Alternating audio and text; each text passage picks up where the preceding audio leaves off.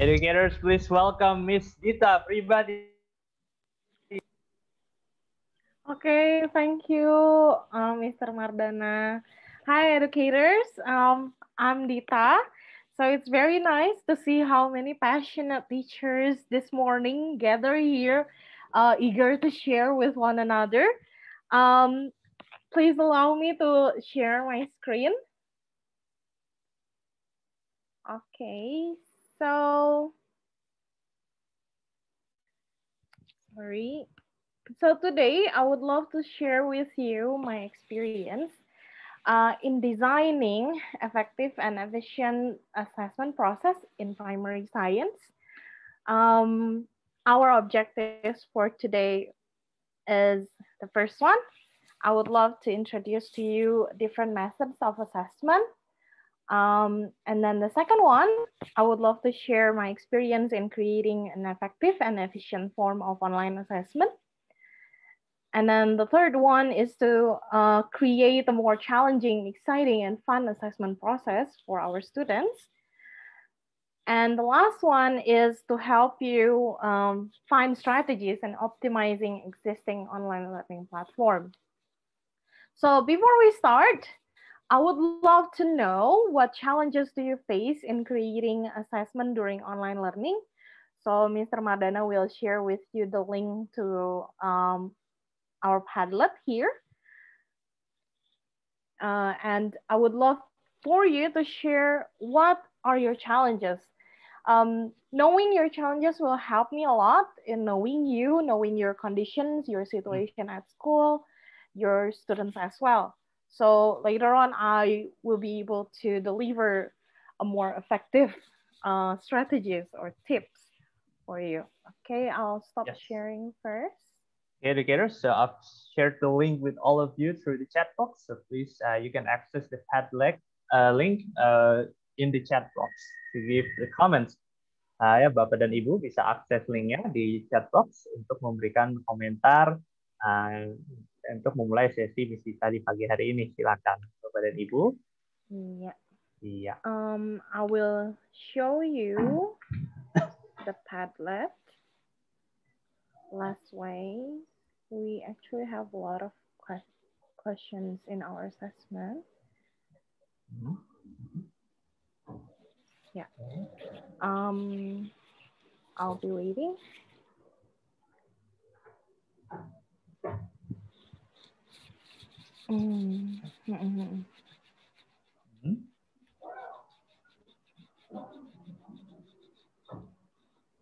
Oh, if you can add your name as well, that would be great. So I know who's this, and I can give you a little bit of feedback probably. Thank you very much.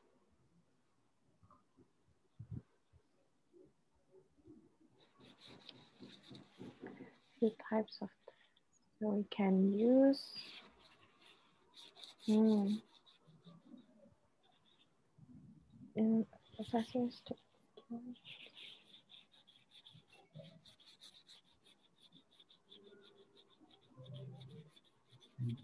Yeah.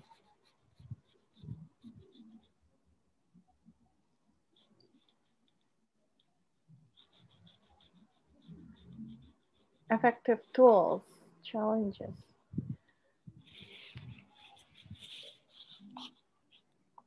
Okay.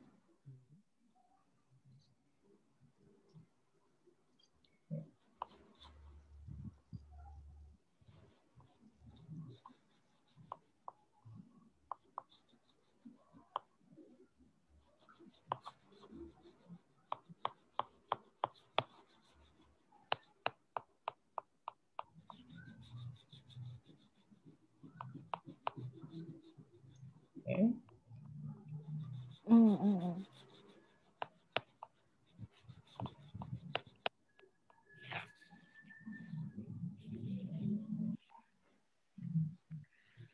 Okay, I can see some of you had finished writing it down. Miss Yuli here said, we need to limit the quantity of questions, which I personally think will be difficult for the teacher to measure how far the students understand the lesson with the limited number of questions. Yes. I actually have the same problem as well in the beginning of the online lesson because we have to limit the quantity. But I will give you the tips later on initially. And then less supervision. There are possibilities that students do not do their work, their assessment on their own. Yes. Sometimes they are failed to measure students' understanding and skill. I think almost all teachers nowadays face the same thing. Yeah? We are afraid of when we give assessment, we kind of afraid that the students will not do it by themselves and it will not be effective.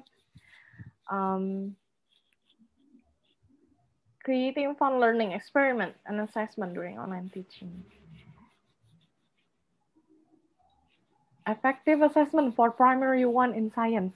Wow, that's challenging. I think the most challenging grade level are the kindergarten and the lower primary. The primary one, primary two students. That's very challenging. Sometimes the problem isn't with the assessment. Okay, it's moving all the time. It's okay. Since we have, okay. It's kind of tough to give assessment to students in a form of project. Meet each other is the biggest problem. Yes, collaborative work is challenging during this time. Assess their skill in conducting experiments. Okay. Skill assessment. Some of you are mentioning about skill assessment. Okay, so we will go back again to some of these challenges and I will try my best to address most of the challenges, like most of you saying things like about skill assessment, project assessment, experiments, how to make the students do things independently. That's also challenging. Okay, let's go back first. We will go back to our presentation again. Thank you very much for your sharing. Okay, so we all know that there are so many challenges nowadays, especially with our conditions and situations right now, that we cannot see the students directly, and then we have a lot of problems in making sure that the students do it on their own. Things like that can be very challenging. And of course, without adding more challenges from parents who are complaining because there are so many works to do. Yes, it's very, very challenging for us teachers. And okay, first one, before we get into the main topic today, I would love to, let's have the same idea. What is actually assessment? Okay, I would love to ask two of you if you can raise your hand. In the chat, there is raise hand. You can raise your hand and Mr. Mardana will call out your name. Then you can unmute and I would love you to share what do you think assessment is for you? Ya, Bapak dan Ibu bisa coba fitur raise hand-nya. Kita akan pilih satu atau dua orang nih untuk memberikan pendapat tentang apa itu assessment ya. Ya. Ini. Oh, kita punya we have Vincentia Yolanda. Okay. All right. Vincentia Yolanda. Good morning. Good morning. Good morning. Okay. So, right, I'll try to share my face here. Okay. I think my connection is not really good, but is that you can hear my voice? Yes. Yes, we can hear you clearly. We can hear you clearly. So for me, assessment, of course, is confirmation. Confirmation. Yes, it's confirmation that what if you want to know the students if they are understanding what we say or they are understand what the material is about. Of course, we have to do assessment. So the point for assessment is confirmation, is that they can receive all our materials, I mean, like they understand and they can apply it to the questions or not. So it also can measure the capability of the teacher. If your students only reach maybe around, let's say it's only 60%, that they can pass the passing grade, you can say that, like, so those 40% of the student is not because they are, we can say that, stupid, or they cannot understand it. But the thing is, maybe something wrong with the teacher. Maybe Yeah. maybe something like the materials from teacher that they cannot understand. So that one is not the fault of the students. Maybe we are a teacher have to do something. So this assessment actually is really useful to measure the knowledge of the students and the capability of the teacher. That's what I know about assessment. Thank you. Yes, thank you, Miss Vincentia. And then the second one, Mr. Yeah, Mardana? we have Miss Juliana Mutiara Christie here with us. So can you please unmute yourself? Hello, good morning, everyone. Morning. Morning, Miss. So the thing that I want to share is about the assessment, which I personally think that the assessment itself is a tool for the educators to understand and to know how far the students really understand the content of the lesson, the one that we have been teaching to them. So inside the assessment itself, we also it will be also giving us the description about the deeper the students understand the lesson, and as well as the difficulty. What are the most of the area that the students having difficulty or are struggling with? By having the result of the assessment later on, it will be helping the teachers to create the good and the proper assessment, which is going to meet all of the students' needs. That's what I can share. Thank you, Miss Juliana. So Yes. yeah, actually both of you are correct. So based on Jay Mistake and Grant Wiggis, they are the author of book Understanding by Design, if you ever heard about it. Assessment is the act of determining the extent to which the desired results are on the way to being achieved and to what extent they have been achieved. So basically, it's the summarize of what you have shared with us before. Yes, assessment is basically a tool for us to evaluate whether the students have achieved the objectives that has been set before, whether they have met the expectation. If they have met the expectation, then we will be able to know what strategies or what actions should we do next. And if they haven't achieved it, then we will also can adjust our strategies in trying to close the gap between the students' understanding and the learning objective itself. Yeah. So thank you for sharing before. Now I would love to share with you, there are 3 types of assessment. The first type is called diagnostic assessment. Diagnostic assessment is basically the assessment that we use to gather information about students' prior knowledge and to identify misconceptions. I will explain to you the method later on how to do diagnostic test. Let's continue first with the second type of assessment. It is formative assessment. Formative assessment is an assessment that helps us to gather information in an ongoing manner throughout a course. That information is then used to guide teaching and improve learning and performance. For formative assessment, it is usually scored. For diagnostic assessment, it is usually not scored. So we only, it's like we are taking notes. The students know about this. The students hasn't got this. So what we should do next, yeah? That is the difference between diagnostic and formative, basically. And the last one is the summative assessment. As it's called, summative assessment is the assessment that summarizes the learning. It is to determine whether the students have achieved the learning objectives or not. Now, the principles of effective assessment in online learning. Now, there are 6 principles. I got this from Mr. John Orlando. He is one of the experts in US online learning assessment. So he said that the first principles of online learning assessment is that it has to match the clear learning goals or objectives. So the assessment has to match the learning goals. If in the learning goals we wrote down, for example, the students able to explain how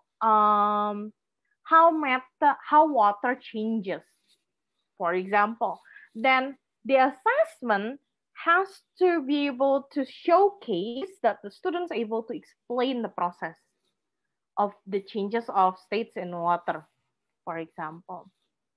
Yeah. The second one is we have to use a variety of assessment methods. We cannot just use one type of assessment methods. Why? Because during online learning, even before online learning, we know that our students are different, basically. In our one whole classroom, there must be different learning types, different characters. Yeah, there are some students who are very confident in speaking out their opinion, do presentation, but there are some students who prefer drawing, painting to express their idea. There are some students who are preferring to just write something to express their idea and to express their opinion. So we know that these students have different ways of learning and expressing themselves in a lot of different ways. And sometimes we kind of like, I have this experience. I never knew that my students is very good at writing. So one day I gave this assignment. They have to write down an article, and this student wrote a beautiful article, and I never knew about it before. So we need to use a variety of assessment methods because we have to cater, we have to address different types of learning and different characteristics of our students as well. How do we do it? I'll try to show it to you later. Okay. The third one is that teacher should do a diagnostic test to measure the student's progress. So we need to make sure that the students have the basic knowledge before we start a new concept. We also have to make sure that in every meeting, in every lesson that we delivered, that the students completely able to achieve the learning objectives, the daily learning objectives. Yeah. And then the fourth one, the learning objectives and success criteria are informed clearly through written documents or rubric. If you have a project-based assessment, you will have to do this in the beginning of the lesson, not in the beginning of assessment. Yeah, for example, the project is 2 weeks, 2 weeks project. Do not give the rubric a day before the project starts. Give them time to understand the rubric. So at least a week before the project starts, you should share your rubrics with the students. So the students able to comprehend, able to understand what is expected from them. If I'm talking too fast, you can raise your hand and I will notice, oh yeah, I'm talking too fast. And then the fifth one, we have to give feedbacks on the students' progress. During online learning, it is preferable if we can give them written feedbacks instead of oral feedbacks. Because if it is oral, it will just pass through their head. And if it is written, they will be able to come back again to that feedback while they are trying to revise their work. And then the last one, the students were given an opportunity to reflect on their learning. So we have to take time. In the beginning of the online learning process, like 6 months ago, I still have these idealistic ideas that the students should do a lot because they are staying at home basically, yeah. So they should do a lot. I gave them a lot of things. But then I realized that it's not effective.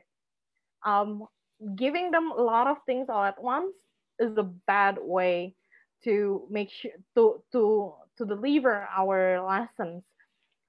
We have to cut it down in bite size to give them time to work on the project or the lesson itself, to build their understanding, because they're at home, because they're not with us. If they're with us, we can address everything as quick as possible. But since they're at home, they don't have us with them. And some of our students, they don't even have their parents along with them while they are studying. So we have to give them time and flexibility to actually understand the lesson. So, and that's how the assessment afterwards will be more effective. Okay, we will go back again here if later on you need to revise this. Now let's move on.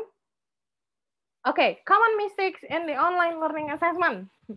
I will show you some of the mistakes teachers did, even I did once. Okay, so I need you to look at the assessment and or the question, and then I would love you to share in the chat room, why do you think this is not effective?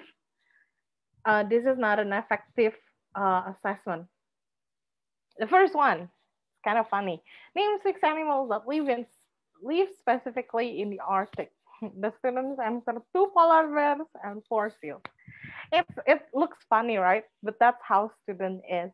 Now, why do you think this type of question, or why do you think the students doesn't meet what doesn't meet the questions? Their answer doesn't meet what is it asked. Can you share in the chat room?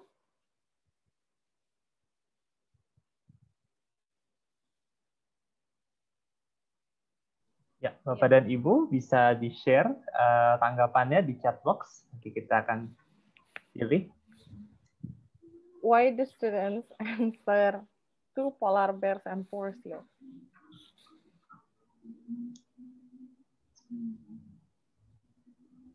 Oh, okay. Bapak lihat, or Miss Dita, maybe you want to choose one.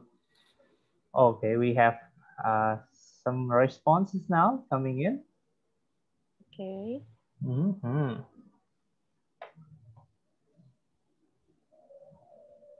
Okay. Yes, correct actually. Yes. if I am the students, I would answer the same. Yeah, me too. The question is not clear. Probably they can rephrase the questions with name 6 types of animals that lives in the Arctic instead of 6 animals. Correct. Yeah, teachers. So the questions is not clear. Most of the time, we so used on being in a classroom with the students while they are doing their assessment. And if our questions is not clear, the students can ask us directly, right? But while we are doing online learning assessments, when we do not give the specific questions, the students will misunderstand. Yes, the students will misunderstand what is it asked, because the question is not clear. So the first one, the first mistakes that teachers usually do during online learning assessment is that the teachers is not specific with their questions. It's not clear. Okay, let's see the second one. Okay, the learning objective is identify the use of separation mixtures in daily life. Recognize various ways to separate mixtures. Instruction: mix water, salt, and sand. 2. Read my pulse are here, Science 6A, page 11 to 12. 3. Separate the mixtures. 4. Write down your reflection.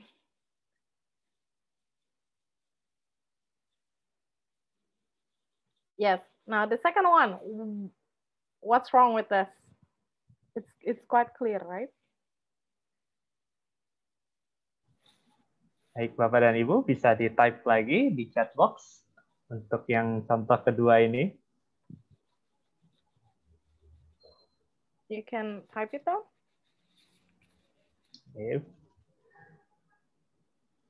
Alright, we got Instruction is not in a good order. the others are still typing their responses. Yeah. Loudness. There are a lot of things that is wrong in here. So they type a lot. Okay. Not really understanding what the teacher wants. Yes.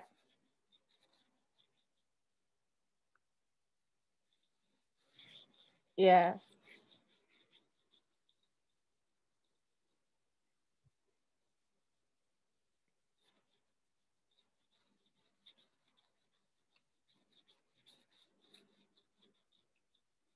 Yeah. So the instruction is not clear. I'll tell you the first one is the objectives itself is not clear. How should the students identify? Should they name? Should they list? Should they mention what they should do? Yeah. So even the learning objective is not clear here. When they say identify, they should specify what is identify, what the student should do. Is it to list down? Is it to name or to mention? Or what do they need to do? Yes. Recognize also, how should we recognize? Yeah, so it's a little bit confusing in the learning objective first. And then in the instruction is not clear. If you see the what they need to read and the reference is kind of like not match. And then the instruction is not clear. So usually in the classroom, we can address this kind of things, right? But the thing is, when we send this home and the students have to try to do it independently without us being there, without anyone being there, they have to try to understand this by themselves. And it is, if you do not give a clear instruction, then the students will not be able to know what do they should do. So when we give instruction, try to be simple, short, try to consider their home as well before we gave them instruction. So yes. Yes.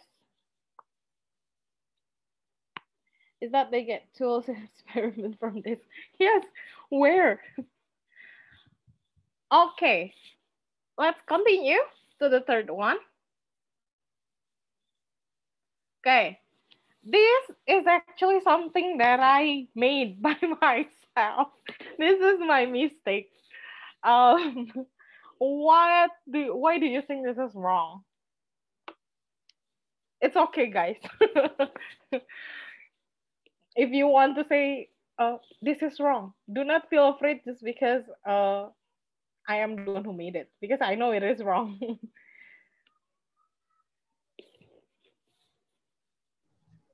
Baik, kali ini contoh ketiga ya Bapak dan Ibu, Yeah. bisa ditulis This is lagi di example number chat box. 3. You can Yes. also type it down. Why do you think this question is not a good question?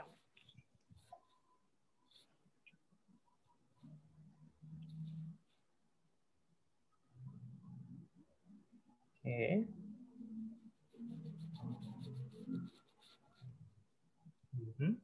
Okay, we have response here. From Mr. Ignatius Rindu, there are 3 options. Yes.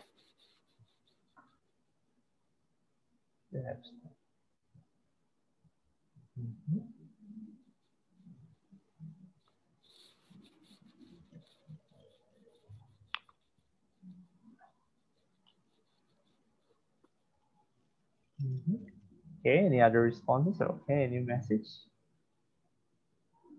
Yes. The first one, this question has 3 options. And then the second one is that I didn't consider the students at that time. How do I know that the students know what is sweet potato plant is? Yes, there should be a picture here, supposedly, to help the students to know what is a sweet potato. We cannot even, even as adults, sometimes I cannot differentiate which one is sweet potato plant, for example. Yes, we have to add pictures to help them visualize. Um, in this case, I didn't put the picture, and it's actually one of my biggest mistake here, and it's making the students like they feel like this is unclear. They don't know what is sweet potato in the first place. Yeah. Okay, let's continue. What about this one? Well, most of the students answer this correctly, miss, but why is this wrong?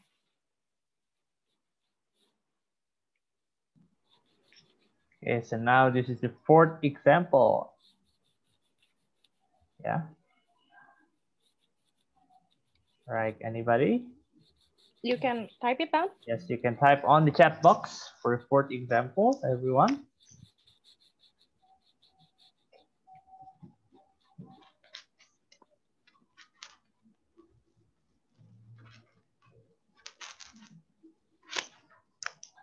Okay, we have few responses here.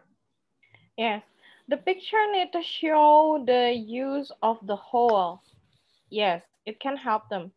Yes, the students need to watch video. Actually, if in this one I'm using Kahoot and I actually can put videos in it, but I didn't. That's one of the mistake. And there are two correct answers.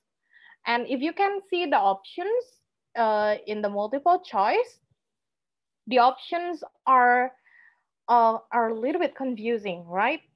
Especially blow the water out, excrete the unused water, and breathe. It's confusing for the students. So the students, they don't know which one is which. Yes. Thank you for your response, educators. So yes, there are, based on John Orlando, there are 4 common mistakes, basically. I'm using Kahoot. Okay, the first one is that usually teachers use the wrong type of assessment. For example, if the students, if we ask them to explain, but then we, in the assessment, they have to fill in the blanks or they have to do multiple choice, then it doesn't meet the learning objectives. If we ask them to identify previously, but then they do the experiment, it's confusing as well. So it doesn't meet the objectives. And then the type of assessment is wrong. For example, when the students are not used to project-based assessment, but we gave them project-based assessment, that's wrong. Because the students, for project-based assessment especially, the students need to get used to it first. So we have to give them some time before the summative assessment to practice on the project first. If there are skills required for the project, then we have to teach the skills before the summative assessment. The second one is it is not clear enough instruction. Just like before, it's unclear. Remember, the students are doing it by themselves. So if we are not clear with our instructions, they will not know what am I actually expected to do. And then they are not valid enough assessment. When we call it not valid, it means that the assessment does not match the learning objective. So again, if in the learning objectives, they are supposed to explain about environment, but then we ask them about types of animals, that doesn't meet the objectives and we consider the assessment to be invalid. The last one is poorly written multiple choice tests. Again, sometimes we tend to have this urge to create tricky questions for our students.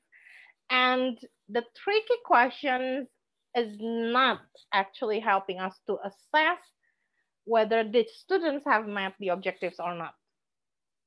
And we have to make sure that all of the multiple choice questions or all of the questions we put in our assessment is actually to help to meet the learning objectives that the students are expected and had practice on doing.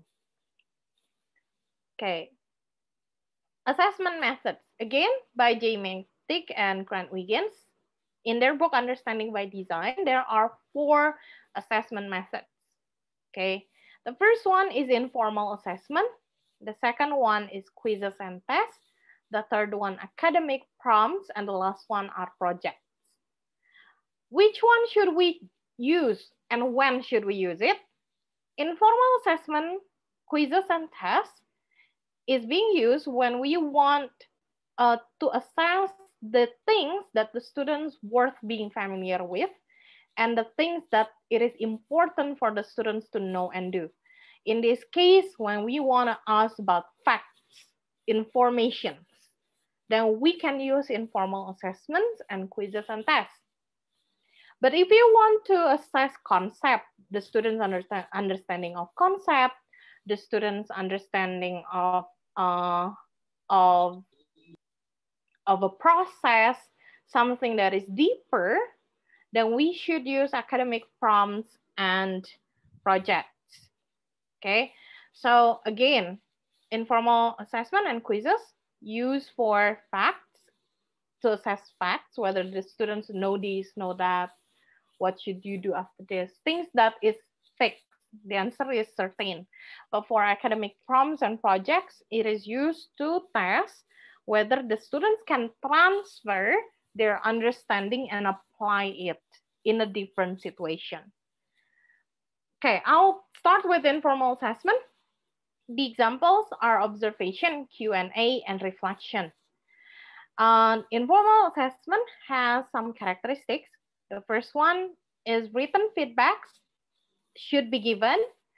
And then the last one is no score is usually collected. So during informal assessment, for example, we observe whether the students know about this or not through Q&A. Or when we gave them a certain task and we know that, oh, the student is quite good in presenting himself in front of other people, then it is based on observation and we never score it, right? And we are not supposed to score it. Okay, now you can use MC Edu Hub to do this informal assessment. I'm going to show you what is MC Edu Hub. So I'll stop sharing first a minute. I will share, sorry, okay. I will share this. Okay, wait a minute. I'll stop a bit. It's log out.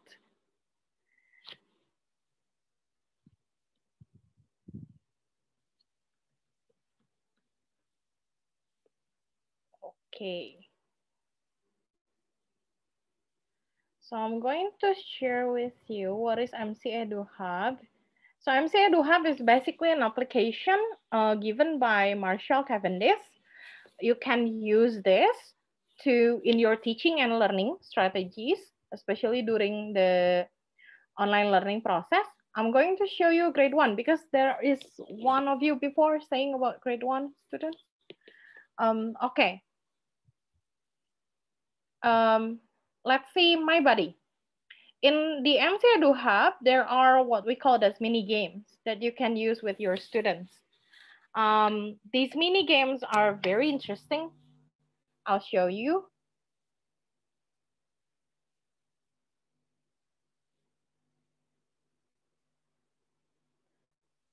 Okay.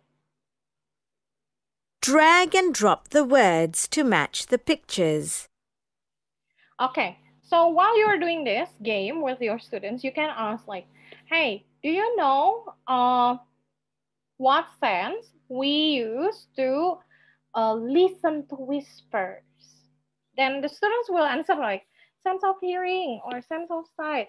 Now, when the students answers, we can do an informal assessment. We will be able to also, the students know about this, and that student still doesn't know about this. Now, when we do that, that is called informal assessment. So when your students giving answers, while they are interacting with you, we can take notes on what is actually they know and what is actually they don't know. Yeah. So that is for MC Edu Hub. So basically you can drag it like if they answer sense of hearing. Sense of hearing. Okay. Sense of hearing. And then this one, the flower smells good. What do we use? Sense of smell, for example. And then the cake is round. Some of them might like, the cake is round. Oh, it tastes missed because it's cake, right? But then it's round. We know that it is round by, now we can do informal assessment and we do not take score of that, right?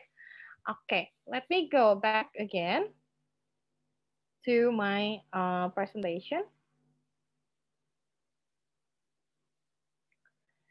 And then the second one is to give written feedbacks. Okay, this is one of my students.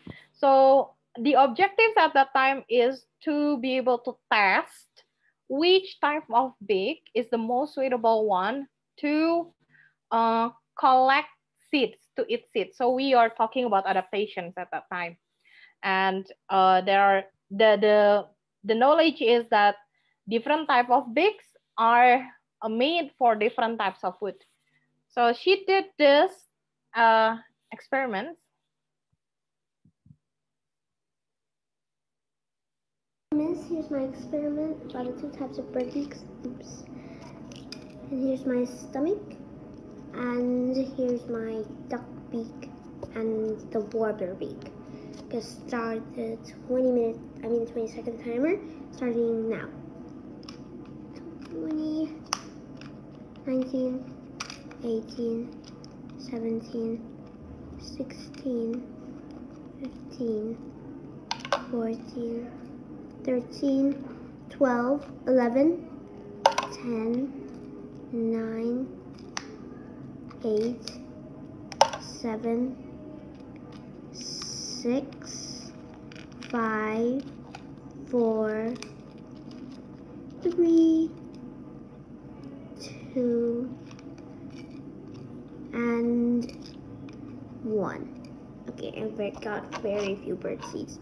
We got 3 or 4. For the warbler beak, it's actually really tricky for me. That's for the 4. I got 4 seeds with the warbler. Now it's the duck one. And in 3, 2, 1, go.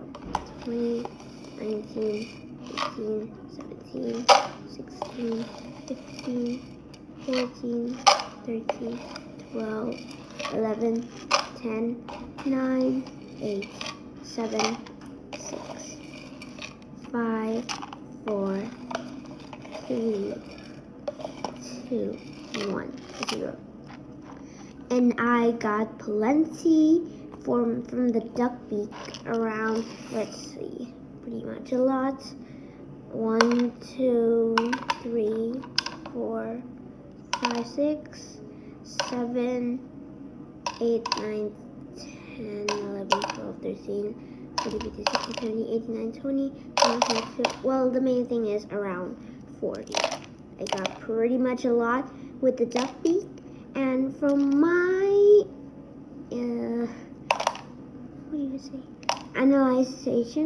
from analyzing the experiment just now, with the warbler beak, it was a bit more trickier to get more seeds and a bit more slower because you had to take it one by one since it's pretty small. So, example, you only have to take it like this. See, you only can take one by one like that. But let's just put it back, alright? And with the duck beak, it's pretty huge. And this is to help tell me that the ducks get their food pretty easily. You just scoop it up like this. Just scoop it up. Scoop it all up and put it in your stomach. That's my experiment for today, Miss. Thank you very much. Goodbye. Okay, so as you can see, you probably realized she did it wrong or something like that. Okay, I need you to share in I will ask two of you, two participants, to share if you are the teacher to address this, what feedback that you are going to give, because we cannot assess this yet, right? We have to give feedback first. Based on our informal assessment, we observe what we look at the video, and then we need to give feedback, right? Before we actually assess this. Now, what feedback that you will give if you are the teacher? You can raise your hand and Mr. Mardana later will choose you. Ya, Bapak dan Ibu, ini kita coba berikan feedback dari video yang tadi sudah dilihat. Boleh gunakan fitur raise hand Bapak dan Ibu kita, untuk mencoba kita pilih satu atau dua orang ya untuk coba berikan feedback dari video yang tadi sudah ditonton nih. Silakan Bapak Ibu. Alright, do you have someone willing to use the raise hand feature? Teacher? Yeah.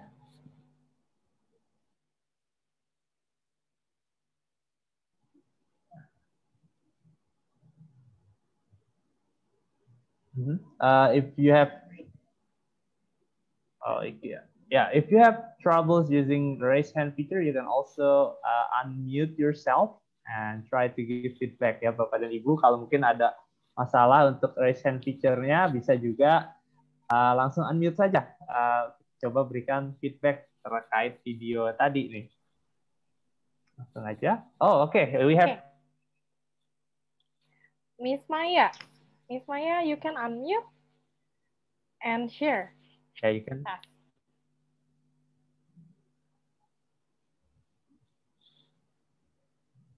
Miss Maya? Yeah. Yes. Only for connection so bad. Okay.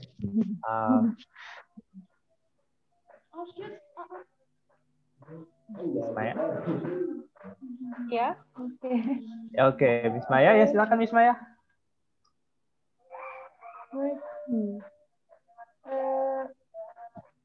Because I'm teacher, yeah.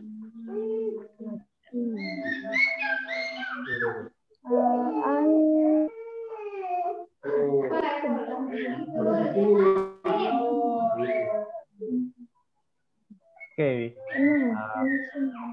Connection issues maybe. Yeah. Or okay. Ya, Miss Maya mungkin masih ada masalah koneksi ya, atau mungkin kita bisa coba yang lain dulu nih. Yeah. If you are quite shy on sharing it verbally with us, you can also type it in the chat. That's okay for me. Or Miss Dita, maybe you want to choose one or two. Okay. Maybe. I think we can. I'll choose, yeah? Yeah. Mr. Mafati Fadli. Can you share? Yeah. Mr. Mafati, you can unmute. Then, okay. I never expected that you would choose me because no worry. I prefer to be silent. Well, first of all, I can notice that your student has a good English, for sure, comparing to my students, which is that is the most problem because in science, whether we like it or not, the word is different with any ordinary English. So that is also a big problem for us. And in order to give a feedback to your students, first of all, besides his English is good, he can understand how we adapt, especially when he was talking about the duck, how the duck is eating or why that duck has that kind of shape of their mouth instead of like ours or native only have only taking one by one. So in order to say that, at least he got the knowledge already, he got the basic. So achieve the objective what the teacher wants actually. So far, your student is good. It's not about the teacher, but your student is good. That's all. Thank you. Okay, thank you, Mr. Wafati. Yes, thank you very much for the feedback to my students. By the way, I'm not. This assignment has passed, so don't be afraid that I will use your feedback. Like, oh, nanti Miss Dita copy. No, I will not copy your feedback because it's in the past already. Yes, my student, you can notice that she has a good English, and at least she can differentiate that there are two different types of bigs. But we can add a little bit of feedback, like for example, we can give them questions like, do you know what the ducks eat? Does it eat seeds? Does it meet the objectives that I asked you to do? Things like that. So you can actually give them feedback. First, you can point out the good thing that they do, and then you can also then add some questions that they need to address on their next video. Yeah. So yes, and written feedbacks are quite is really important, since the students can go back again to the written feedback whenever they want to. They don't have to ask us again and again. I'm using Google Classroom up until now. For Google Classroom, it has some of the features that is quite good nowadays. You can create your rubric in the Google Classroom. You can also give a direct feedback through Google Classroom. And most of all, it's free. It's free to use. So that's one of the best one. Okay, thank you, teachers. Thank you, Mr. Mafati. Okay, so the second method of assessment is quiz and test. Quiz and test assess factual information and concepts. It also typically have a single best answer, one single best answer, and it is easily scored because usually, since the answer is only one and it is already fixed, we can point out keywords. For example, if we ask them like essay type of questions, we can point out keywords. So as long as the students mention these keywords. For example, I asked my students to explain how lungs work through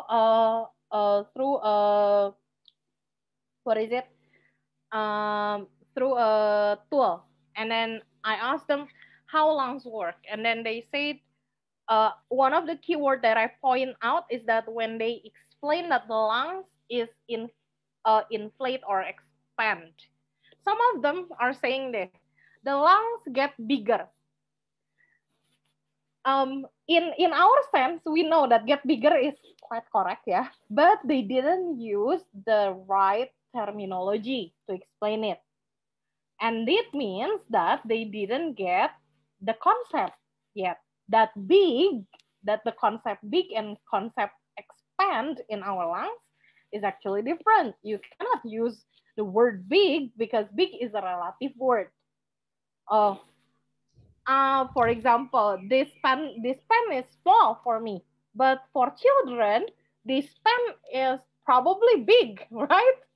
And so big and small are relative words.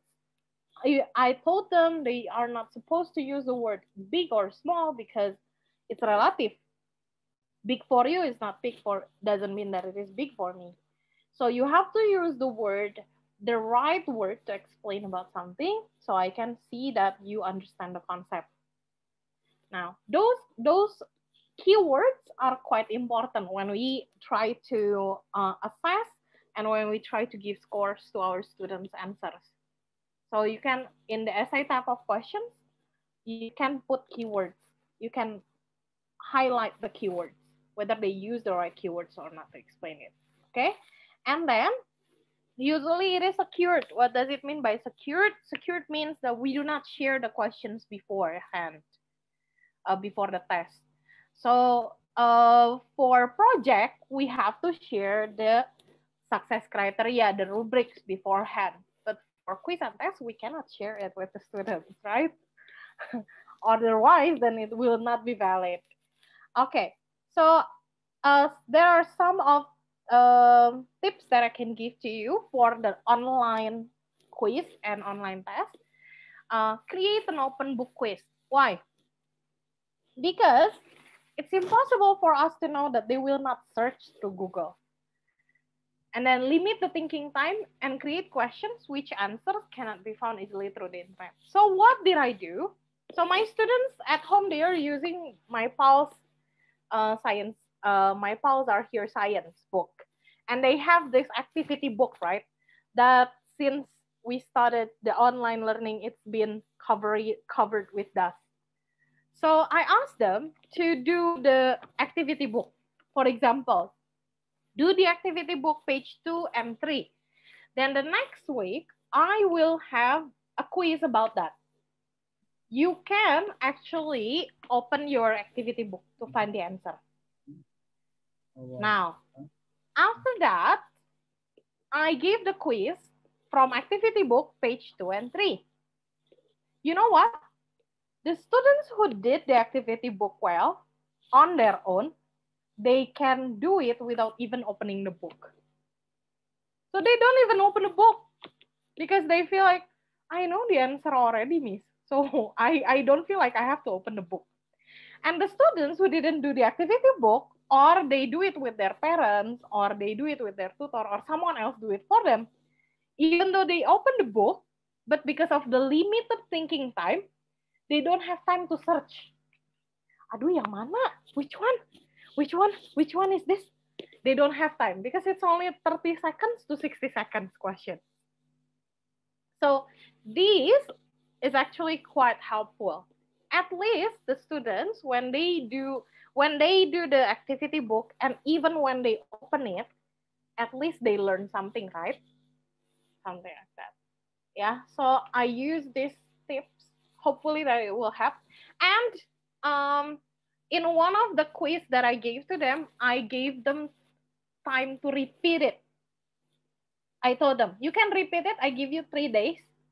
I'll open the quiz for 3 days. You can repeat it, doing it over and over again up until you reach 100 points. Do you know why I did that? Because when a student did a quiz and they fail, they will be, and we do not give them any chance to repeat the quiz, they will feel like, yeah, it's the quiz done. I got 40 points, that's it. Then they will not learn anything. What they learn is that they fail. But when we give them chances to repeat it for how many times they can do up until they reach 100 points, at least they will point out which questions did I got wrong. So I got this number 1 questions wrong. What is the supposed answer is? They will search for it and they will come back again and try to redo the quiz. Now, these type of quiz, usually I gave them harder questions. Yeah, questions that requires them to think more. Something like that. So hopefully that tips can help you. Now, I have this quiz on Kahoot. You can try to work to do it. Mr. Mardana, can you share the link? Yes, so everyone, I already shared the link. Viren also shared the link on the chat box, so you can access it by clicking the link, and you will be immediately be forwarded to Kahoot. And so you can see. I'll open the Kahoot. Yeah, kita bisa open Kahoot, yeah. Now in Kahoot there are things like this, reports. Yeah, so you can see the reports. So you are now doing on the 10.5. Kahoot is quite good. It is free. It has some upgrades though. But then if you don't want to upgrade it, it's okay. It can still work as effective as you want it. Okay.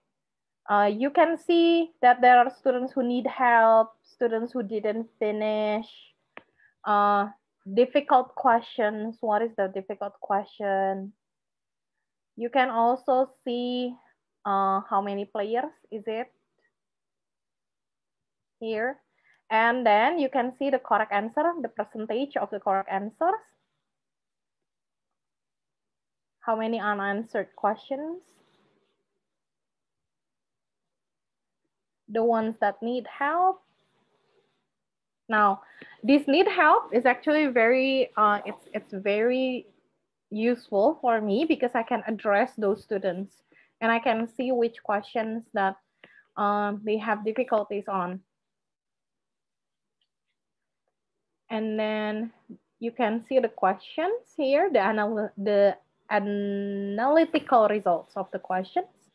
So for example, you can see that, oh, this is one of the difficult one because there are no one can answer it correctly. Something like that. Yeah.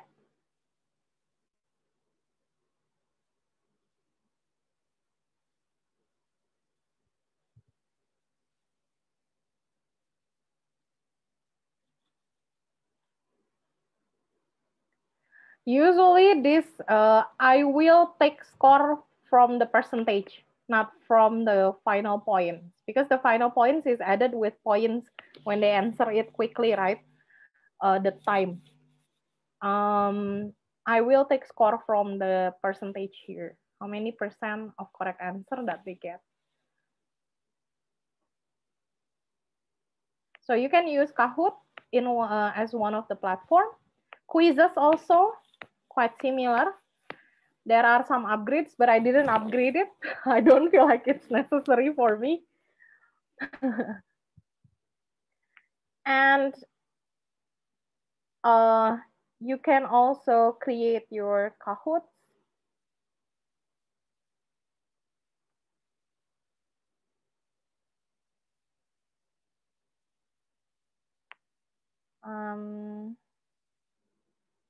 So for example, you want to create a new Kahoot, you can click create, and there will be options of what type of Kahoot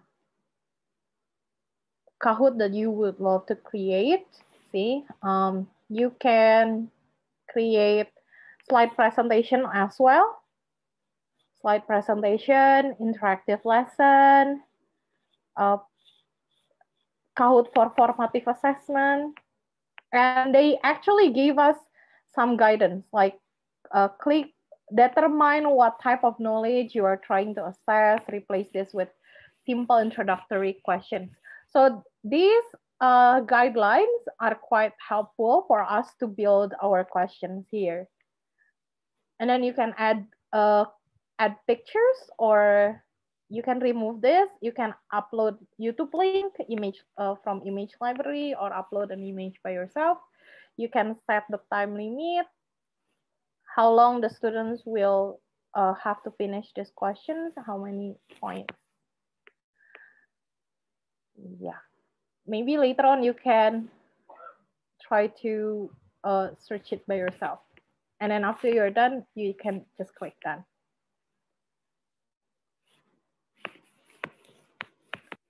Yes.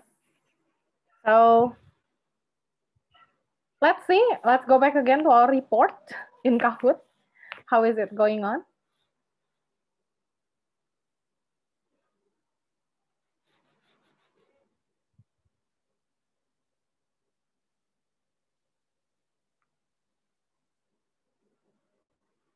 Okay, this one.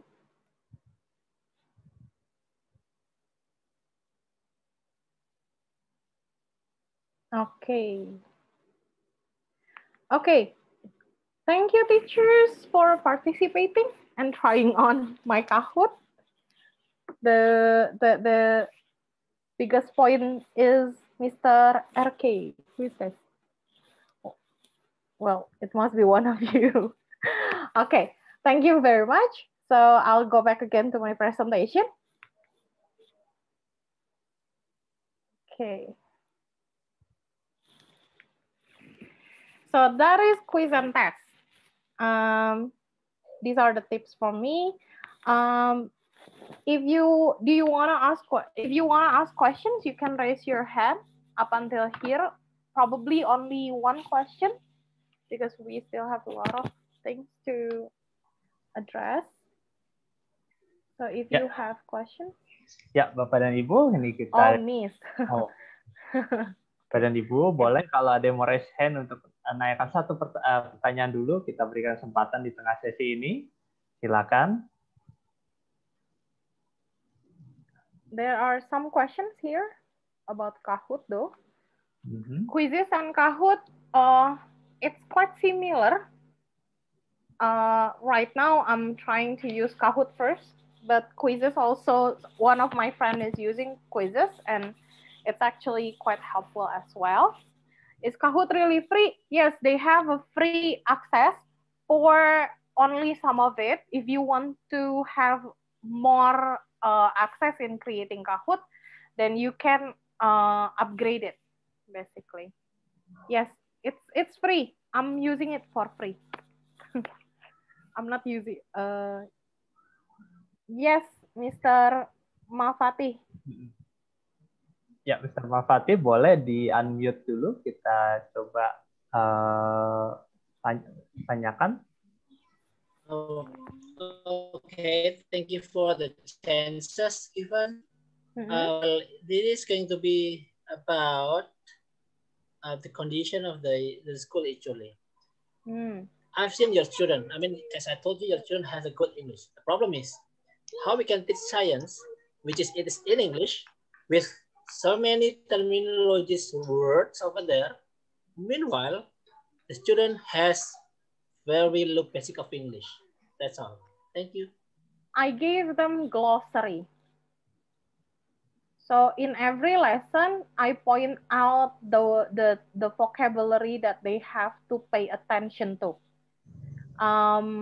I even asked one of the students to, so every time you have this kind of conference, you will have a chat room, right? So I will ask the students to, if I explain something and you don't know the word, you can type it down. And then after that, I create a slide presentation through Google Slides. And then I share it with them. They can only view it, but I can add all of the glossary, the words that they question. Like, for example, when we talk about adaptation, I explain about hibernation and then immigration of birds, and they don't know the words, right? So I put the words in the Google Slides, and then I keep on adding the glossary. So they can keep the Google Slides with them and they can open it whenever they want to. So I try to do it that way. Is that answering your question, Mister? Hope that helped.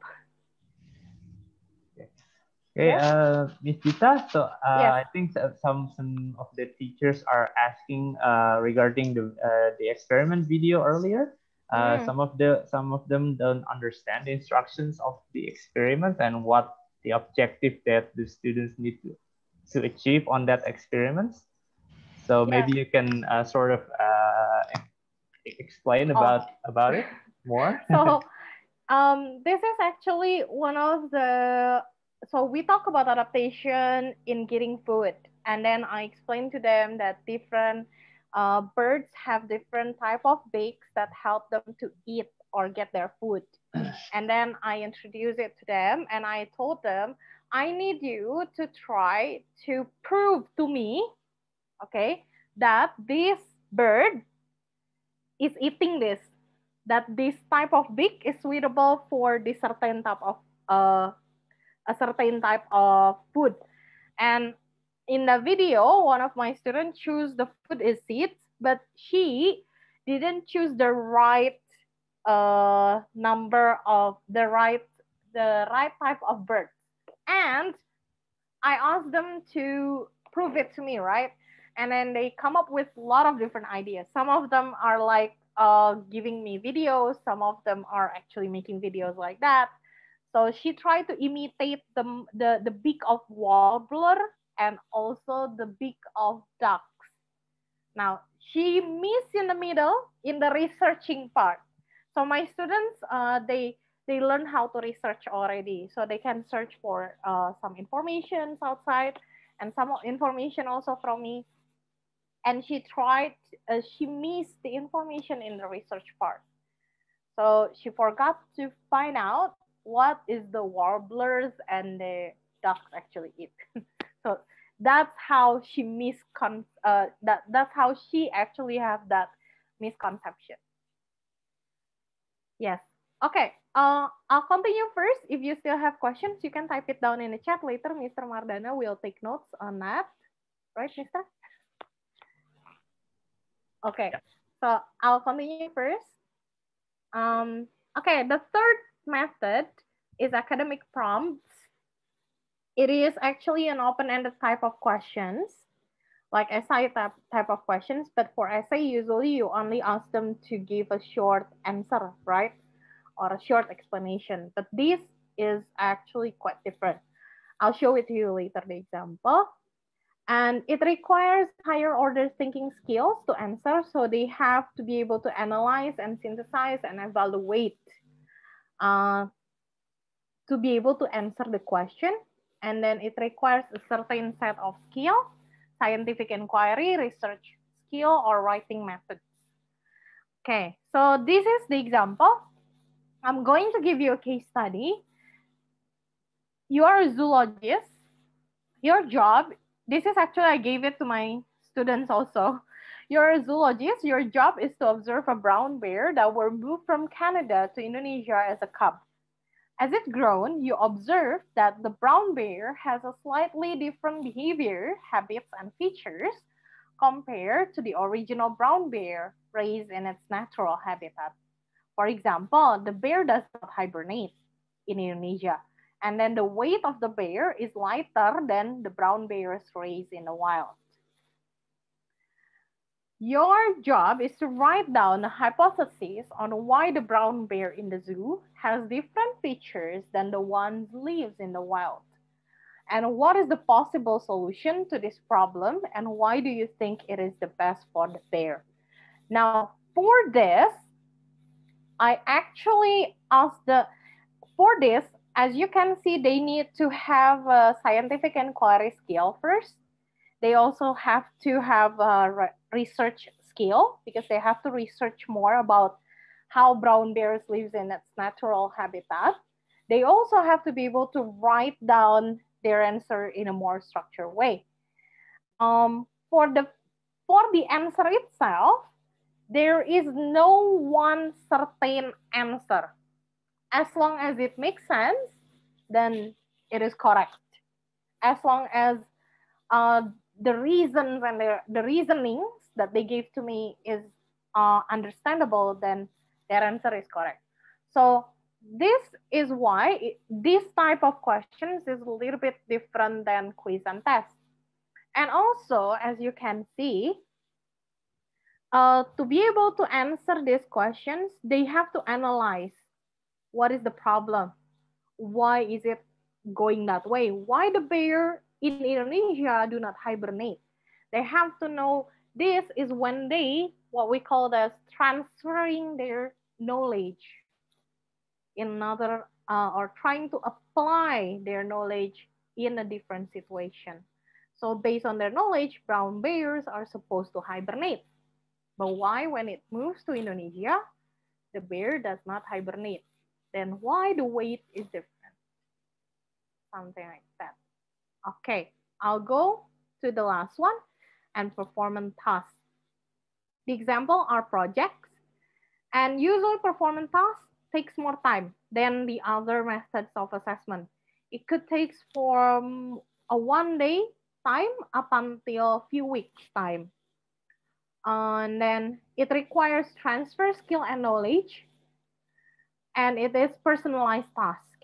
The rubric and expectations are usually informed in the beginning of the lesson. Why did I say that it is personalized task? I'll show it to you later. So for the performance task or project, I usually use this model, GRASP. GRASP is the abbreviation from goal, role, audience, situation, product, and success criteria. So this is a model. I'll show it to you how it goes. So let's try to take a look at the example. The topic is our environment. It's taken from my pulse are here for A. And then this is the learning objectives from my pulse are here. I can understand that different environments support different living things. Now, in the GRASP, in the project, the students have to be able to transfer this understanding into an application, what they can do. So the goal will be different from the learning objective. So this is learning objective, but for the goal is usually what the students should do to transfer their understanding. Usually it is in a form of challenge or problem that need to be solved. And usually it is a real life challenge or real life problem. So they can apply their knowledge in real life problems. We call it becoming a part of global citizen. Now, in this case, to address, to be able to show, to be able to know whether the students can transfer their knowledge, I asked them to create a story to help raise people awareness of environmental issues. So the students will then later on creating a story to help people, to help raising awareness of people awareness of environmental issues. So it is, and through the process, they will show their understanding that the environment is supporting the living things, supporting the people. And that's why we have to take care of the environment. And that's why we have to tell people that they have to take care of the environment. This is the goal. And R is for roles. What role the student should become? Example, they can become a scientist, they can become an explorer, and an innovator. This can help the students to know what attitude they should perform as they work on their roles. So this is to address the assessment for attitudes. Example, a scientist should show curiosity. So the attitude that they should show throughout the unit or throughout the term or throughout the topic is they have to show curiosity. They have to ask a lot of questions. In this case, since the goal is to create a story, so I gave them 3 choices: comic book author, pictured book author, or storyteller. Why did I give 3 different roles? Because again, our students are different. They have different needs, they have different characteristics. We cannot ask all of them to be able to draw a comic book all at the same time, right? So we have to give them different roles that they feel most comfortable with. Can they suggest another role? Yes, they can. So if your students say, Miss, I want to be, for example, a journalist, Miss. I would love to tell stories to people through articles. Can I become a journalist? Yes, they can. But they have to be able to show what attitude that they will show as a journalist, as a storyteller, as a comic book author. This is why I said that this performance task is personalized, because this is custom based on who they are and what they need.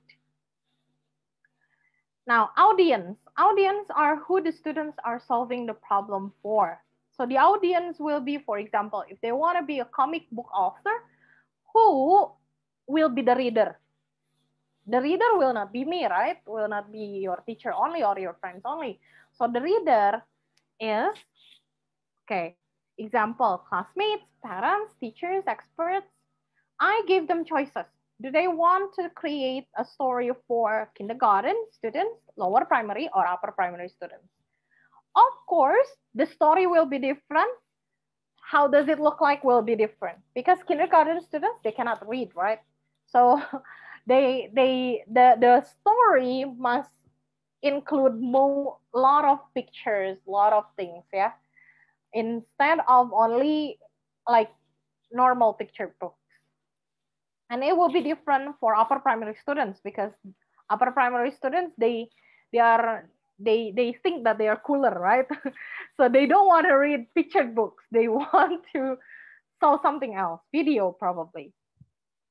Now, then we have to introduce them to a situation. I would love you to watch this video to understand the situation of the project, what situation that we should address.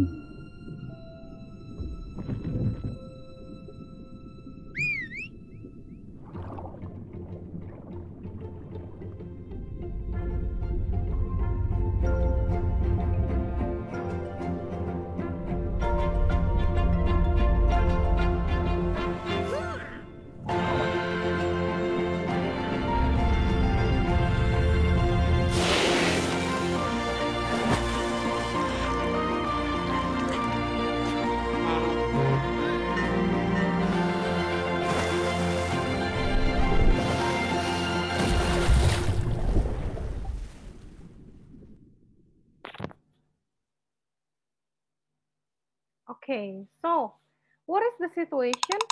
Sorry. The situation is what is the real life context. It will be more relatable. If it is relatable to the students, that will be a lot better. Like this video, this is probably very relatable to students who live in Bali, for example. Students who live in Bali, they face the beach every day, they know the water, and they are facing the problems in real life. Now, if you can choose a video that can actually deliver the situations to the students in a more relatable and intimate way, that will be better. So we can say that the situation is that change is not something that we can do on our own. We need all the help we can have. The stories that the students will make later on will help us to raise awareness and call for all the help we need. And the stories itself, since it is online, we can also share it not only to the kindergarten students or lower primary students or upper primary students. We can also upload it in our school YouTube. We can share it with people, and it can actually help us to raise awareness to a lot of people. So by knowing this, the students will have that feeling of ownership. Yes, let's do this. Have motivations to work on it. That's why it has to be relatable. And then the product. Now, the product, what product the students should create as the evidence of their achievement? In this case, the product will be the comic book, picture book, or storytelling video. I'm using examples from UNICEF. The website is here, the world's largest lesson, globalgoals.org. You can actually browse through this. They have a lot of resources in terms of environmental issues, equality. If you ever heard about SDG, Sustainable Development Goals, there are 17 of them. And those are the ones that has been promoted by the UN, United Nations. So you can actually try to search for more. There are a lot of resources that you can use. The kids should see this, provide a lot of videos to students. NASA also provide a lot of resources for students. We as teachers, I think in this time, it is important for us as teachers to be very resourceful about those kind of things. So search throughout. There are a lot of it. Okay. So this is also one of the website application that we use. It is from Book Creator. So the students create stories in the Book Creator. They give their own titles. This is the pictured book. You can read the whole picture book here. Now, success criteria. What criteria that can determine the student success? We usually use rubric, right? But there are several things that we have to consider when we create the rubrics or the success criteria. First, look back at the learning objectives. What is the learning objective? So when we assess, we do not just assess the story. We assess whether the students can actually deliver their opinion about environmental issues to other people, or to showcase their understanding that environment is important because it supports us. And then what specific skills are you going to assess? You also should put this in the rubric. So previously, some of you asking about skills. You can try to look at the 21st century skills. There are a lot of skills, or like for example, research skills, or is it a scientific inquiry skills? Is it a writing skills? But of course, those skills there are a lot of it. It's not only one. I joined one of the workshops made by Lansking. So Lansking gave workshops about 21st century skills. I'll write it down in the chat. Lansking, you can try to find his website. Lansking provide a lot of different skills and how we need to assess it. So those of you who are curious about assessing skill, you can go there and check it out. And then, what behavior or attitudes you will assess? Remember that the skills and behavior might have to be personalized. If the students choose different behavior or different attitudes, then you will have to personalize it. It means that the rubric for some of the students will look different. Now, to avoid that, I usually use general terms. So for example, the students what behavior the students able to showcase the behavior clearly to people, or able to practice it, and then the student, there is no evidence that the students practice the behavior, something like that. And then you can also have two rubrics, a self-assessment rubric and the teacher's rubric. Self-assessment rubric is a rubric that assessed by the students. The criteria are the same, but the students will be able to reflect on their learning, and they will be able to see, have I performed these attitudes? Have I performed this skill? Have I met these objectives? So they will be able to self-reflect as well. And then the form of product. What will you assess? The aesthetic, the neatness, the structures, and from science point of view, what will you assess? One of the example is I gave extra points for students who use recyclable items. So if they can create something from recyclable paper, recyclable plastics, that will add extra points. And then consider to use this project as an integrated assessment with other subjects. Now, this is very important. Can you imagine if there are 10 subjects in your school that the students have to follow on, and we have to assess 10 subjects? The students will have 10 projects. That will be so burdensome. Now, if one project can actually help the students can help us to assess 5 subjects, what about that? That will be easier. So the students can have 2 projects in a year, at the end of the semester, and it's already covered all of the subjects. For example, if you see before, the goal is to create stories. So I have to integrate the goal with the English teacher. Then I will also can ask like the math teachers to help me with the creating graph, for example. Can you teach the students about creating graph? And then you can have one rubric for all of those. So it will be so much easier for you, so much easier also for the students, and so much easier for the parents as well, because they don't have to worry about 10 projects. Now, I'm going to give you an assignment. So let's try to make the graph. You can choose one of these 3 objectives. You can choose this one, or this one, okay? You can choose one of the objectives and try to create your own graph based on this. Okay, it doesn't have to be detailed, but at least it's understandable, because it is for us, right? Not for the students. Where do you do it? You can do it through Padlet. Mr. Mardana will share the link to Padlet here. Yeah.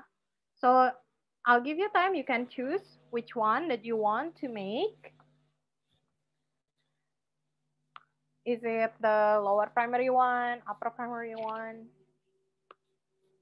Just choose something that you feel comfortable with. These are the objectives from my pal. So you have to create your own goal. Let's try.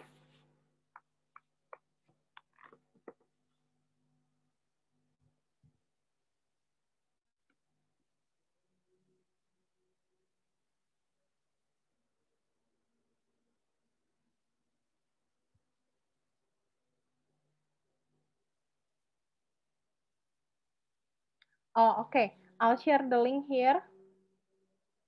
Wait a minute. Yeah.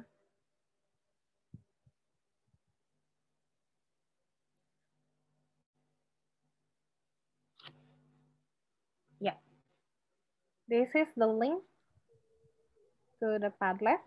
You can start writing down your grasp. So again, grasp is goal,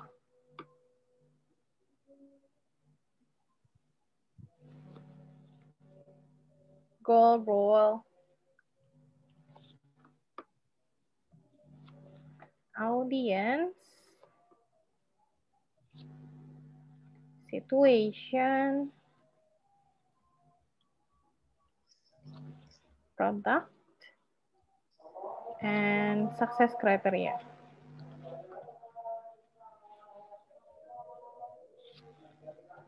Just write down a simple one. Doesn't have to be complicated. And if you please write down your name, so I will be able to know. So if you choose lower primary, you can write it down in the lower primary column. Upper primary grade 5, you can write it down in the upper primary grade 5 column. And if you choose upper primary grade 6 objectives, you can write it down there.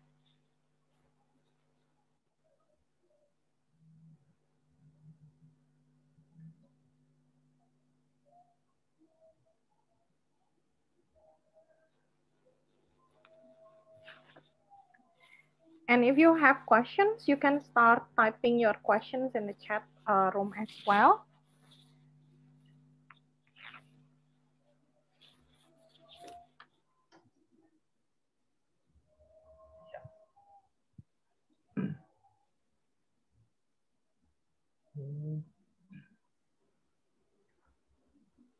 Oke. Baik Bapak dan Ibu, jadi bisa sambil kerjakan di Padletnya. Saya juga apabila ada pertanyaan yang ingin Bapak dan Ibu tanyakan ke Miss Dita berkaitan dengan sesi yang sudah disampaikan hari ini, bisa juga disampaikan melalui fitur chat box. Nanti di akhir sesi kita akan coba bahas untuk pertanyaan-pertanyaan yang Bapak dan Ibu ajukan.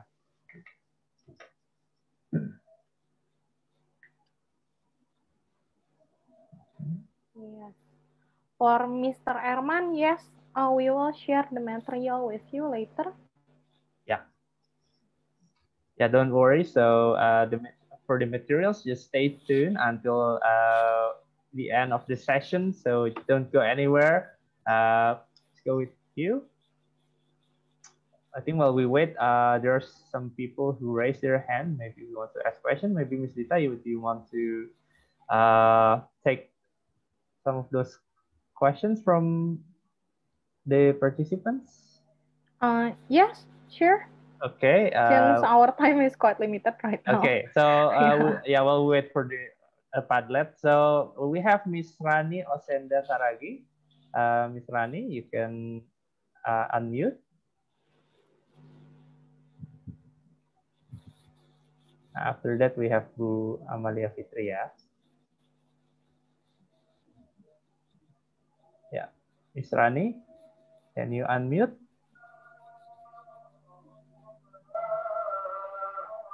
Yeah.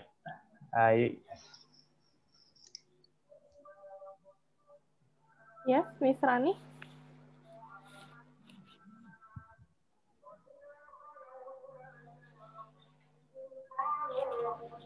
Okay.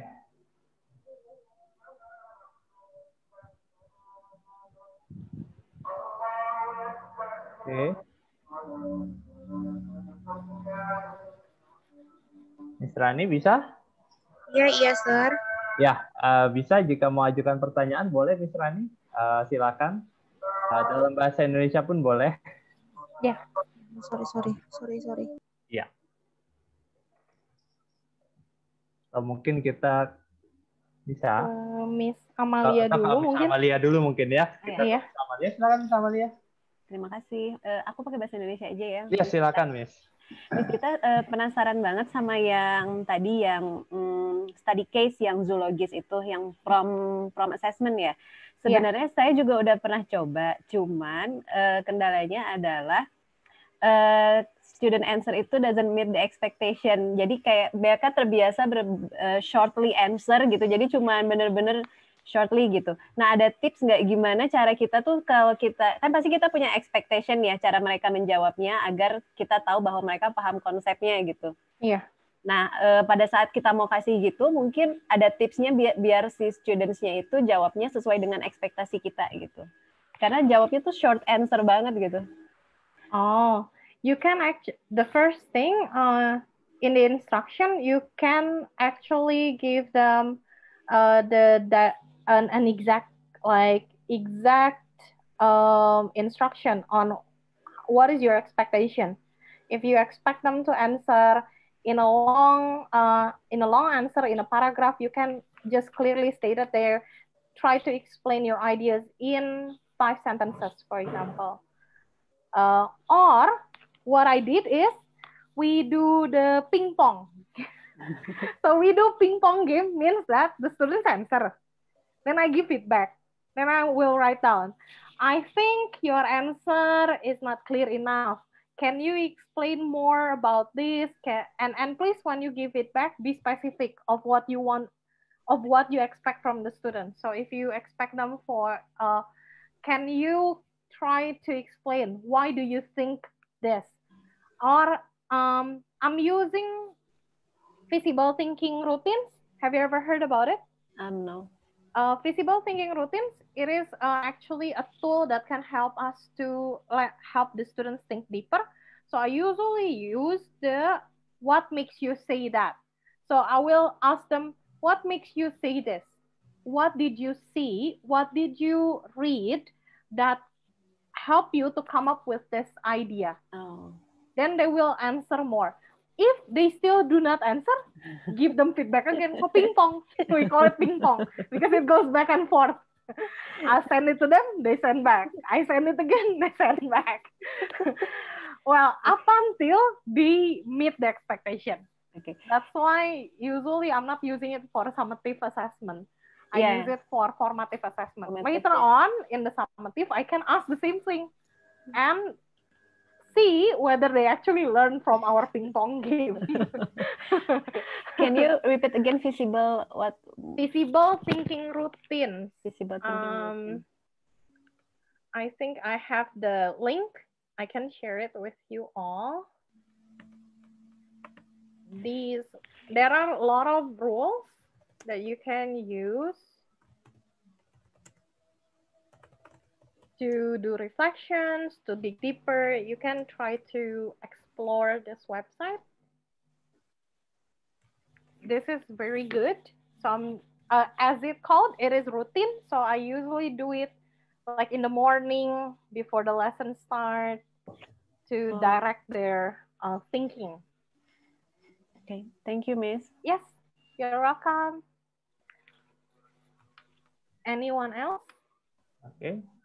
I can see some of you are giving me some grasp ideas. Well, this is also your ideas, guys. So you can use it later on. Maybe you want to share the screen on the Padlet, Ms. Yes, Dita? sure. I'll share the screen now. Under Padlet. Okay. So from the lower primary first, let's start. Okay, Miss Nelin. Make a story about an animal that is lost and trying to find its home. Now, this goal, Miss Nelin, is too specific. Too specific, and if you create this goal, then the story of the students will be like that. Every one of them. That you can actually try to write it down like this.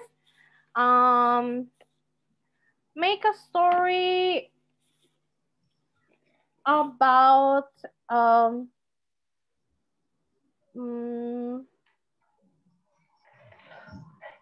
the importance of habitats to living things, or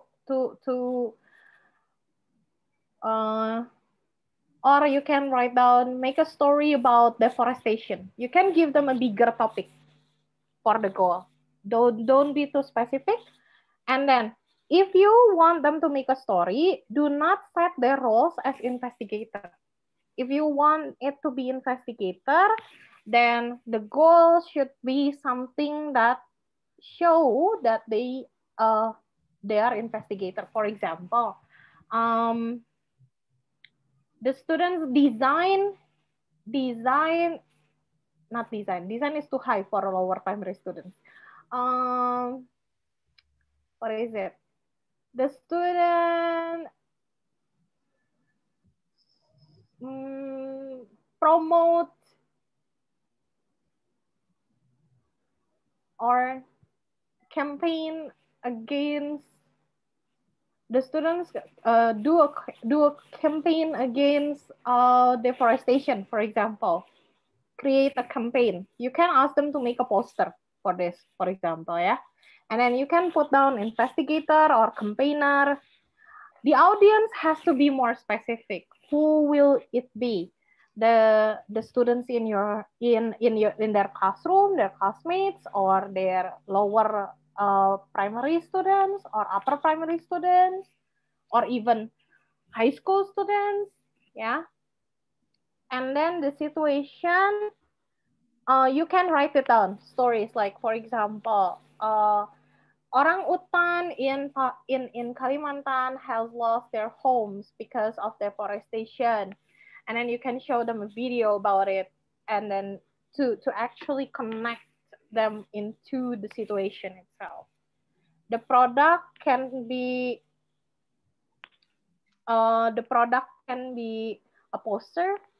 A story also can be done if they want to create a campaign. If they want to make a storybook for the campaign, it's okay. Yeah. So for the goal, try to make it as general as possible. Make it as a big idea, so the students can actually approach it from different perspectives. Okay. Create a model of balanced ecosystem with a proper number of organisms and resources. Good. This goal is good. A researcher? Yes, can be. A natural conservation manager. Now, this, if the audience is a natural conservation manager, you will have to have a contact with the real manager. So they will be able to show it to other people. So try to make this as real as possible. If the audience is a natural conservation manager, then do it. So the students will have more motivation, and the students will really think that what they are doing is worthy for the world, not only for themselves, but this is worthy to be done. And then situation, natural conservation with imbalanced population for some of the organisms live here. Explain more about the situation, but this is already a good start. A product is diorama. The standard should display the number of each population clearly. Brief explanation about the argument behind the number. Yes, good one. You can put down like this. The students should create an oral presentation here, or also written. I usually use three standards: presentation, product, and also written. So they have to write something. For example, they are learning about persuasive writing in English. So I asked them to create a persuasive writing about this. Okay, thank you, Miss Fabriana. Miss Fitri. It's okay, Miss Fitri. In the beginning of learning about grass, I have no idea about it as well.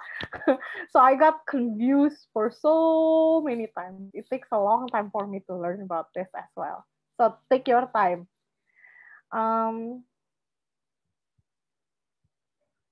Okay, for friction, we can ask the students. I asked one of my students to create a Rube Goldberg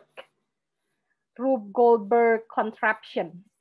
So the students create if you search later on Rube Goldberg, it actually showcase how friction and how simple machines are working together to accomplish simple tasks. So this is actually already quite good. Make a product that helps people to move heavier objects. You can change the move heavier objects to help people to work on something. You can give them options. Move heavier objects, lifting things, or you can also choose like finishing simple tasks. Yeah. Remember, goal are the challenge or problems the students need to be solved. Goal is the problem or challenge that students need to be solved. Product design engineer, yes, you can. And you can use design thinking process. Later, design thinking process is a model of learning also.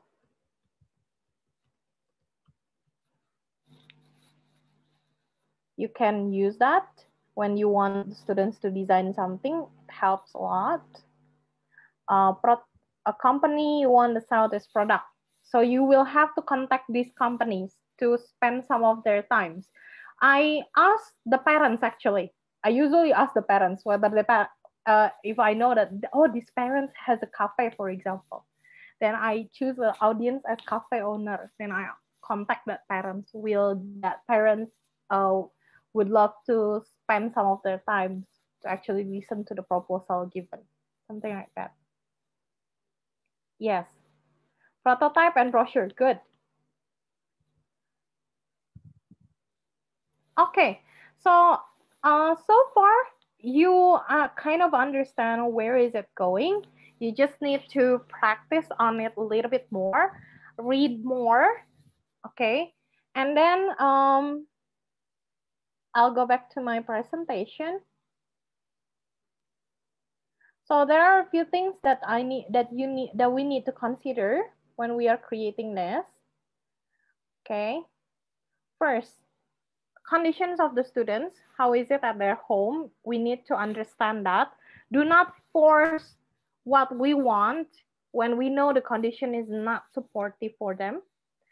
And then we need to consider students' interest and ability. Well, for my students, they are quite they love writing. So when I ask them to create a story, they love it. They feel that it is fun, it is exciting for them. If your students love to dance, ask them to create a dance movement, for example. If your students love to play games, you can ask them to create or to build something through Minecraft, for example. Yeah, try to make it fun for them by knowing their interests and their ability as well. And then the time management, pay attention to how long it should be done and try to ask the students. Now, some of you asking, how can we make sure that the students are doing it day by day? I ask them to create vlog with Flipgrid. If you ever heard Flipgrid, Flipgrid is an application a little bit like Instagram, but this is for education and for students only. So I asked them to create a daily learning goals. So for example, the time is 2 weeks. Then what will you achieve daily? They have to create that plan and they have to submit it to me. So I can check it whether they met the goal that they have set for that day through the vlog. So they will post their vlog. Today I'm creating the base of the bridge, for example. I asked my students to build a bridge before. Today I create the base of the bridge. This is the base, I'm using these materials, and that's it. And then the next day, today I'm creating the fence of the bridge, and they have to show the process that they are doing it. And then online platforms used, there are a lot of them. We are the one who need to explore first. Remember, these are primary students.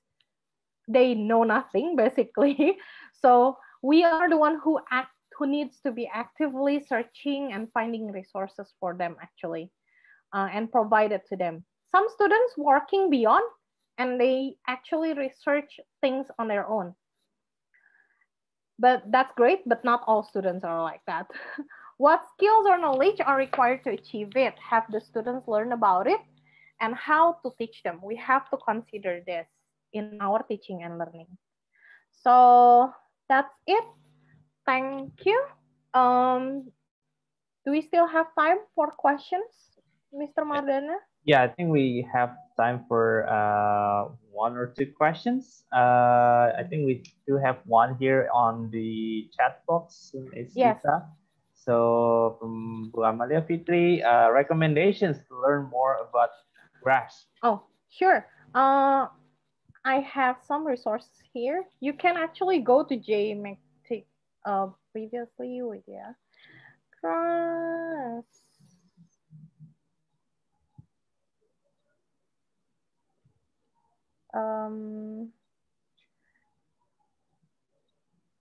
You can go to JMacTIC.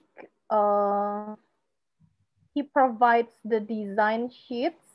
This is a PDF. You can download it on your own. Here, yeah, you can just download it. He provides the templates to create the graph itself. If you go through Google, there are some that actually provides quite useful information. But for me, I'm reading it from the book, The Understanding by Design. So you can use this, you can try to read this too. Maybe Mr. Mardana, can you later on copy this to the for the teacher's materials? Yeah. Can you help me with that? I'm copying it right now. Yes, thank you. Make sure everyone stay tuned on the WhatsApp group that we have created for this session. We'll share some of the links we browse through today on the group. Yeah, so don't leave the group just yet. All right. Yes. Okay. Hope that will help. If you need more later on, I will try to find more for you and send it to Mr. Mardana probably, so he can send it to the WhatsApp group. Right. Okay. Yeah. Well, we'll have our admin invite to the group. Okay. So maybe I think we do still have just a little bit of time for maybe one questions. Yes. One question. Yeah. So anyone wants to maybe use the raise hand feature, or if you have any problem with your raise hand feature, you can just unmute and speak your questions. Ya, Bapak dan Ibu. Boleh kalau mau mengajukan, kita masih punya sedikit waktu untuk sekitar 1 pertanyaan. Boleh dari Bapak dan Ibu raise hand atau langsung unmute saja. Kami sudah bisa unmute. Silakan Bapak dan Ibu. Ada pertanyaan? Yes, if you still have questions. Yeah. While we still here. Yeah, well, we're still here. Okay, let me browse. Oh.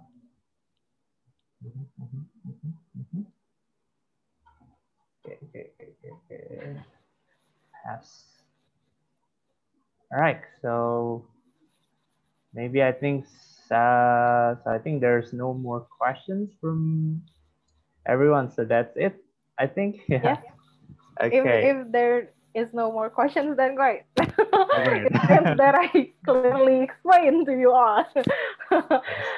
Hope that everything helped you with your learning. Hope that you do well in your classroom and in your online learning. I know it's hard. Hang in there, guys. Hang in there. Hope will come. This will be end soon. Okay. Yes, thank you very much for everyone as well. You also shared a lot of things with me today, and it's very helpful for me as well. Thank you for your participation. Yes, Mr. Madana. So, right. Yeah. Okay, so right. So thank you very much, Ms. Dita, everybody, for the amazing session. So yeah, so hopefully, wait just a few moments. It exit full screen. Yeah. So hopefully by this session, educators, all of you can learn more about assessment for primary science. And if you do still have questions, or I see a lot of you want to ask about the LMS learning management system or MC Edu Hub that we have in Mentari Group, you can use this link. You can send us an email at contact@mentarigroups.com, or also send WhatsApp to this number here. I'll share with you the details in the chat box. Just a moment. Just a moment. So please make sure when you email us, include your name and also which school you are from. So our education consultant can then follow you up regarding the learning management system or MC Edu Hub or any other matters that you wish to ask.